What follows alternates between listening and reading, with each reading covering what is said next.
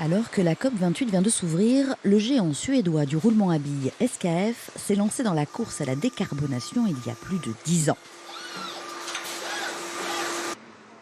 Le site le plus en avance en France est celui de Saint-Cyr-sur-Loire, en Indre-et-Loire, avec 14 millions d'euros d'investissement. L'aventure commence dès 2010 avec cette chaufferie biomasse qui a permis de réduire de 30% les émissions de CO2. L'installation la plus récente est ce parc de plus de 5000 panneaux solaires sur le parking des salariés. Frédéric Bouilly est le responsable environnement pour SKF en France. C'est le plus gros site privé de production électrique par panneaux photovoltaïques. On a produit cette année 2,9 gigawattheures et on est en autoconsommation intégrale. Ça représente environ 7% de la consommation du site de Saint-Cyr. La décarbonation du site passe aussi par une utilisation plus efficace de l'énergie sur les lignes de fabrication. Bruno Valenti a été nommé pour ça.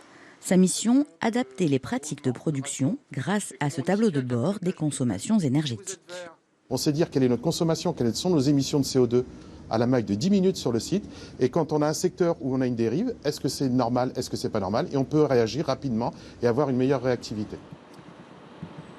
Depuis 2010, le site de Saint-Cyr-sur-Loire a divisé par 2 sa consommation d'énergie fossile et a réduit de 60% ses émissions de CO2.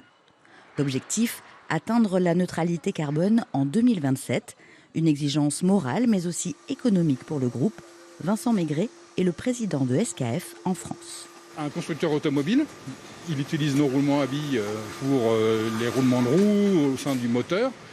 Lui, il a un bilan carbone à présenter sur son véhicule. Il faut qu'il puisse démontrer que le roulement, comme les batteries et les autres organes, ont un bilan carbone et une neutralité carbone qui contribue à la performance globale du véhicule. Donc si on veut être sur le marché de demain, il faut être vertueux d'un point de vue environnemental. Pour accompagner sa démarche, l'État va verser 6 millions d'euros au site de Saint-Cyr-sur-Loire dans le cadre du plan France 2030. Une partie servira à installer des panneaux solaires sur ce bâtiment et à créer des lignes de production de roulement destinées aux voitures électriques.